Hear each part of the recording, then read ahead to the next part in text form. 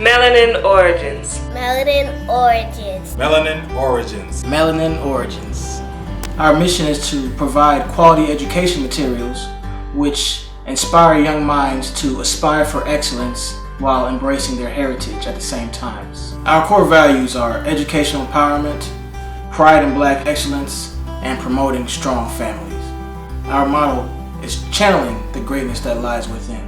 Our vision is to be the largest Afrocentric book provider in the United States of America. The unique aspect about our company is that we're targeting kids ages from 9 months up to about 5 years of age. We're going to be giving them stories of leaders from the past, leaders such as Ida B. Wells, Madam C.J. Walker, W.E.B. Du Bois, Booker T. Washington, things like that. So the responsibility of teaching African American kids about their own history, because we're in America, falls on the African American parents. Some of the stories that Melanin Origins is trying to bring out are those stories that are missed. We feel it's important, so therefore we need to teach our children that. Primarily, the story that they're hearing is a civil rights struggle, slavery. We know that those things did exist and that our children need to learn about those things in due time. But for the age group that we are targeting, we want to instill them with stories of empowerment, stories of leadership, stories of courage, stories of triumph, so that they, at that young age, they can look in a book and they can look in a mirror and they can identify with the greatness from that person that we're referring to.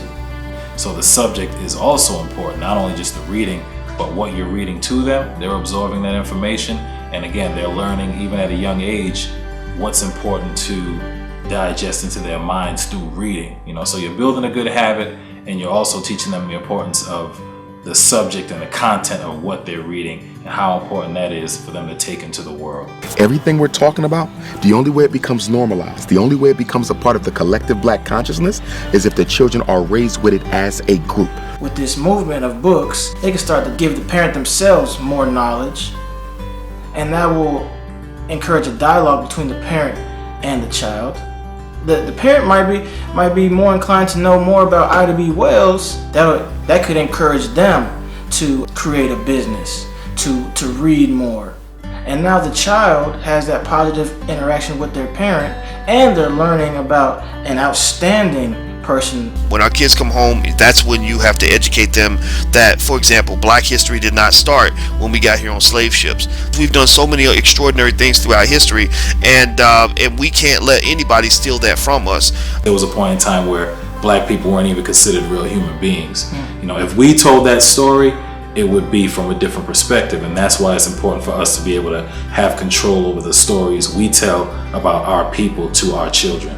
With our children, we got to tell them who they are, so that when other people try to define them in some other way, they're going to be able to reject that. They're going to say, no, that I'm not, you're trying to tell me I'm a thug. I'm not a thug because my mama and daddy told me I was a king. As they are at the young, ripe age, tender ages, 1, 2, 3, what do they need to know? They need to constantly see a successful Black person, a successful Black male, Black female, who they don't even have to know the odds that they had to overcome in that time frame. But they just need to see consistently, oh wow, this is a book that I can always refer to about someone who was a great speaker, about someone who was the first editor of a newspaper, the first news correspondent who traveled around the world doing things when that time Black people were still getting lynched. But they just need to see a positive example that they can always refer to. And I looked at my own son and I thought, I just can't wait till he gets of age so that I can start telling him about people like Frederick Douglass. We could read and learn about these people together. People like Booker T. Washington, learn about Ida B. Wells, and that we can have these discussions and these dialogues, and then we can debate theories such as Marcus Garvey versus W.B. Du Bois, right? And so I thought about that, and then I considered, why can't I do it now? Why can't my son at this time, he's 2 years old. But right now, why can't he start learning about those people right now?